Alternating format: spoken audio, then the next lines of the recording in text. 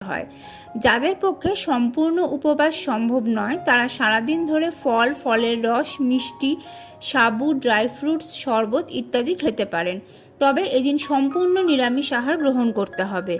শ্রাবণ সোমবারের ব্রত পালন করলে সারাদিনে মাত্র একবারই ভরপেট খাওয়া যাবে, অর্থাৎ শুধুমাত্র রাত্রে ভরপেট খাবার খাওয়া যেতে পারে।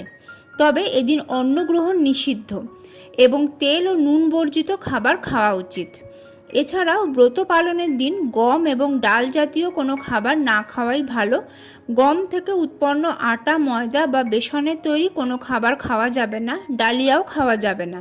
তবে বাজরা থেকে উৎপন্ন আটা বা ময়দার তৈরি খাবার খেতে কোনো বাধা নেই। শিবপুরাণের রুদ্র সংহিতায় শ্রাবণ মাসে মহাদেবকে বিশেষ কিছু শস্য সহযোগে পুজো করার কথা বলা হয়েছে। এতে আমাদের জীবনের বিভিন্ন বাধা বিপত্তি যেমন দূর হয়, সেরকমই আমাদের বিশেষ কিছু মনস্কামনা